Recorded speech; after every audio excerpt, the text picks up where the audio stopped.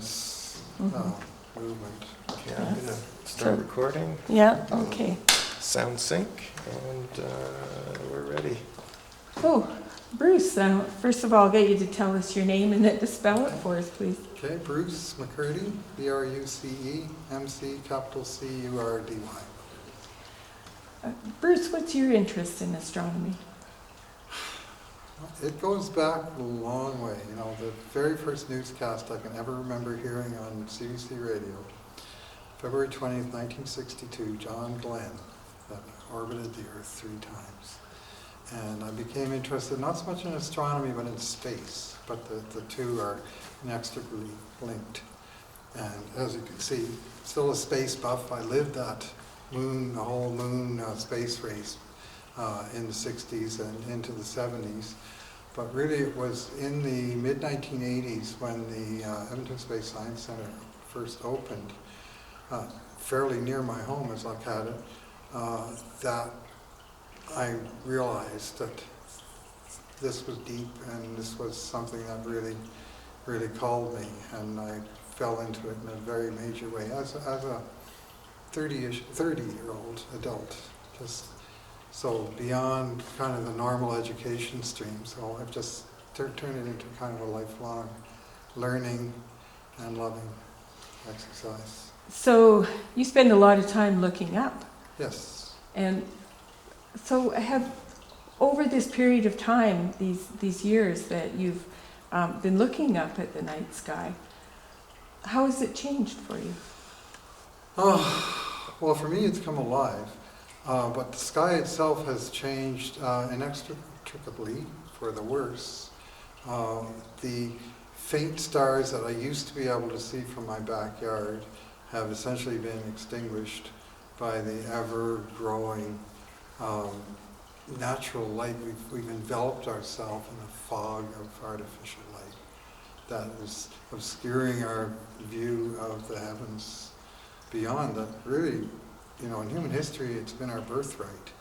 And modern humans have gradually, but inexorably, taking that away and removing it and making the night sky less and less accessible with all of these artificial lights and other distractions that we have certainly in our major urban areas.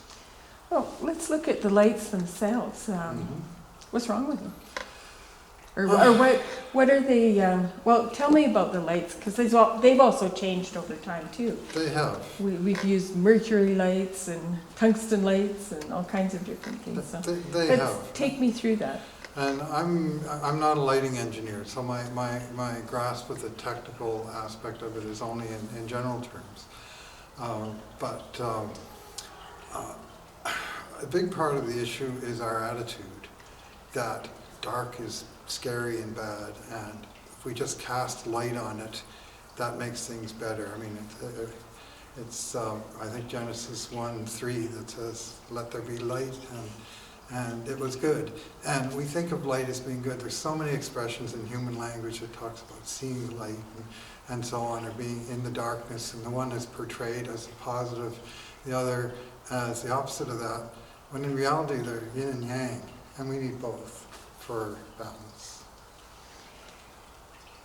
You got hooked on this idea of dark sky preserves. Where did that come from?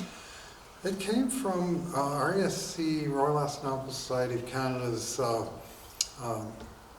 national presence in the late 1990s as the city lights were driving us further and further away from the cities in search of the dark skies that we crave.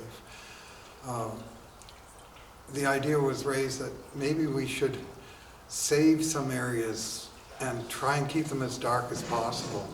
The very first one was actually Torrance Barron's Dark Sky Preserve in Ontario, and that was 1999. And then they started to sprout up in various places. First one here in Alberta was Cypress Hills Interprovincial Park, which is a little speck of it is actually within Alberta, the rest in Saskatchewan. They hold an annual star party there to this day, and the fact that it's a dark sky preserve has helped them to preserve that star party. In the Edmonton area, within the range of our local group with the Edmonton chapter of RAC, we worked on and eventually got approved the Dark Sky Preserve. It's called Beaver Hills Dark Sky Preserve. And it was the first to incorporate federal, provincial, and municipal lands. It includes Elk Island National Park, Cooking Lake Blackfoot Provincial Recreation Area, Miquelon Lake Provincial Park, Strathcona Wilderness Center, Ukrainian Cultural Heritage Village. Like, there's a big network of partners with RASC that declared this just over 300 square kilometers as a dark sky preserve. And it's dark there, but it's not as dark as it could be. Like, on the Bortle scale, it's 4.5. Like, it's not Bortle 1, it's not pristine skies, but it's dark. You can see the Milky Way. You can, especially if you're looking the opposite direction from the city. If you look towards the city, you see this huge sky glow that just dominates the western sky. But if you look to the east or even to the south and north, you can at least enjoy the dark skies in those select directions. But as time goes on, that city light continues to encroach. Like, it's not like we built walls that keep the lights out. It doesn't work that way. So, If you have a preserve established, what restrictions are there in order to actually maintain well, that dark within sky? the borders of the preserve, there's Do you want to start that again? Yes. Within, because we were talking over Sorry. one another. Within the borders of the preserve, there are strict rules about the lights. They changed out some lights, some old-fashioned security lights, which create, bright areas and shadow areas, which aren't necessarily that secure wherever you find them.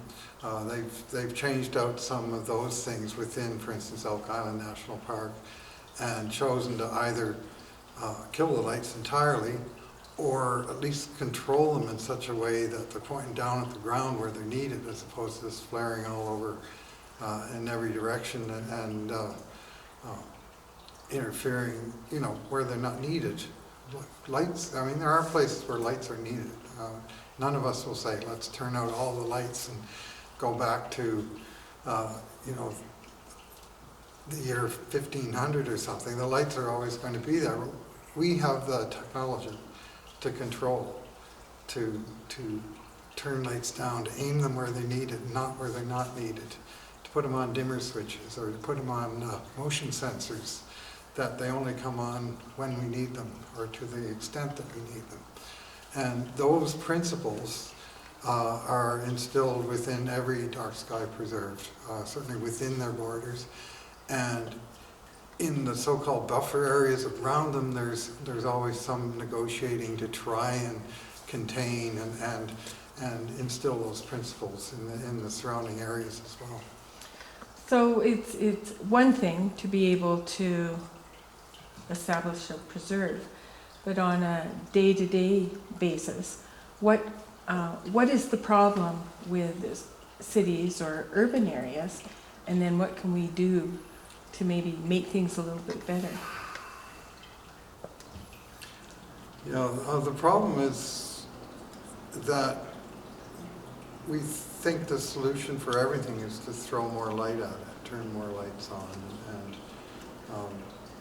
I think we're slowly turning the corner in some respects, but as population continues to expand, it still seems like it's a little bit of a losing battle. That even as we work with improved fixtures, one example of progress is LED street lighting, where we've gone away from the old mercury vapor lamps and the Cobra heads and so on, and gotten much more efficient, energy efficient lights. So from an energy efficiency point of view, that's great, but we found that they're almost so energy efficient that the light pollution itself has actually increased. Oh, how is that? How is that? Well, just the lights are brighter, and they're cheaper, so we can light more of them. I don't know what the statistics would be. I just know in general the skies are continuing to deteriorate, and the The solution of LEDs is problematic. It's mostly helping, like I say, in terms of energy efficiency, they're definitely an improvement, so they're cheaper. And that, I mean, one of the many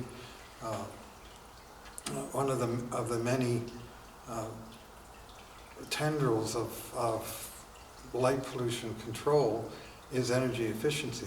There's many reasons why we want to control lights. I mean, my entry point as an astronomer is I want my dark skies. I want my Milky Way. I want to be able to, see what's out there without having to look through this fog of artificial lights. But along the way, I've learned that there's a lot more at stake in terms of human health, human safety, wildlife stewardship, cost, just energy efficiency, all those things. It's frustrating in the sense that the solution is a win-win-win-win, and yet as a whole we're having trouble getting the municipalities, industry, homeowners on board that we have this deep-seated need, it seems, to turn on the garage lights and leave them on all night. Or, as Mom used to say, turn out the lights when you leave the room, and yet you go downtown and you look at an office tower and you see the thing lit from top to bottom at midnight. And why? So those are, in some sense, just an attitude adjustment of, light is good, but not all light is always good. The